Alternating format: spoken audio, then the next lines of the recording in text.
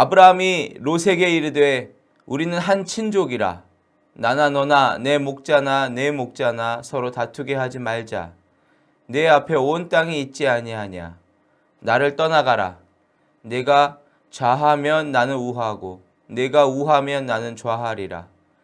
이에 롯이 눈을 들어 요단 지역을 바라본즉 소알까지 온 땅에 물이 넉넉하니 여호와께서 소돔과 고모라를 멸하시기 전이었으므로 여호와의 동산 같고 애굽 땅과 같았더라. 그러므로 롯이 요단 온 지역을 택하고 동으로 옮기니 그들이 서로 떠난지라. 아멘. 아브라함과 롯은 둘이 친척이죠, 친척. 또 가까운 혈육 관계입니다. 둘 다 가족들도 있었고 둘 다 족장급의 지도자로서 거느린 식솔들도 많았습니다. 양과 소와 같은 가축들도 많았습니다.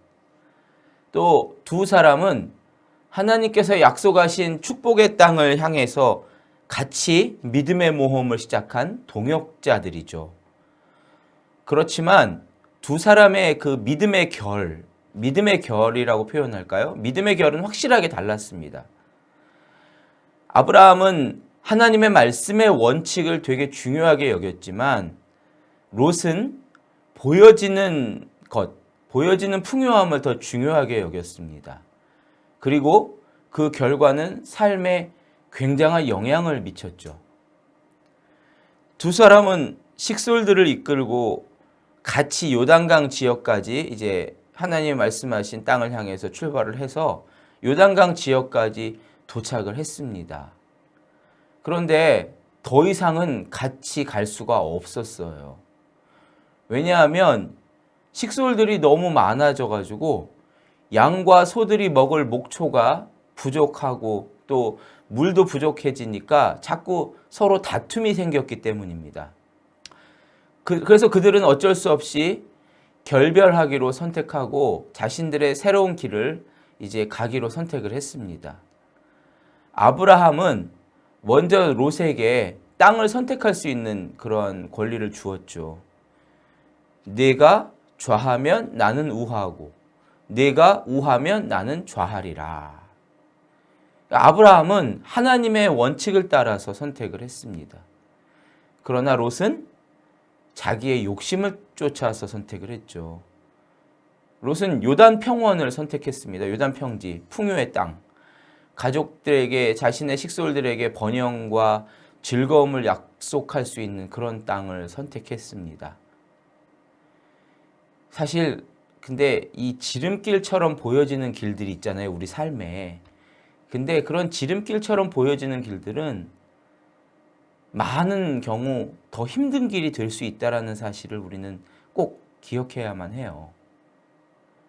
이 롯이 선택한 길은 도덕성에 있어서 완전한 파탄이 기다리고 있는 그런 길이었습니다. 또 반대로 아브라함은 소유보다 원칙이 더 중요하다는 것을 알았기 때문에 하나님의 말씀의 원칙을 따라서 양보를 했고 또 안 좋은 땅에 남았는데 하나님은 반대로 그런 아브라함을 돌보아 주셨죠. 롯, 좀 더 호화롭게 좋은 삶을 살 계획을 세운 롯. 이 롯은 소돔 도시의 끝자락에 장막을 칩니다. 롯은 인격보다 돈을 선택했습니다. 의로움보다는 부유함을 선택했습니다. 그렇지만 롯은 이 선택으로 인해서 오히려 모든 소유를 잃게 되었죠. 얼마 되지 않아서 소돔의 죄악이 하나님께서 간과하실 수 없을 정도로 극에 달했습니다. 하나님께서는 그래도 그나마 롯과 가족들의 생명을 구해주시려고 천사들을 보내주시죠. 그렇지만 그렇게 천사들이 이끌림을 받는 과정에서도 롯의 아내는 소돔 땅에 남겨둔 자신의 재산의 미련을 가지고 있다가 소금 기둥이 되어버립니다.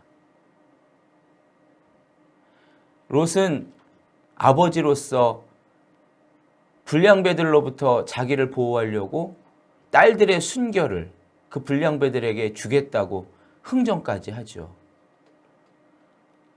저는 그런 생각이 들었어요. 딸들은 과연 아버지가 분명히 듣고 있는데 자기 아버지의 말을 아버지가 그런 말을 자기 눈앞에서 할 때 어떤 생각이 들었을까? 불량배들에게 자신들을 순교를 내주겠다고 말할 때 어떤 생각이 들었을까? 결국 어쨌든 롯과 두 딸은 탈출을 했지만 딸들은 얼마 지나지 않아서 아버지에게 술을 먹이고 자신의 자손의 번식을 위해 근친상간을 하죠. 어찌됐든 결국은 롯의 가정의 이야기는 비정상적인 결말로 끝이 납니다. 중요한 건 그거예요. 롯은 원칙보다 보여지는 소유를 선택했다는 것입니다. 뭐 롯이 나쁜 사람? 천성적으로 나쁜 사람이었습니까? 아니죠. 그는 좋은 사람이었습니다. 다만 올바른 방향을 몰랐다라는 것. 그게 중요하죠. 그는 보여지는 걸 우선순위로 삼았고 가족들에게 하나님의 말씀을 따라서 하나님의 말씀의 원칙을 지키는 삶을 절대로 보여주지 못했습니다. 그런 생각을 한번 해봤어요. 여러분, 부모님들이 선택한 우선순위가 자녀에겐 원칙이 될 수 있다는 거.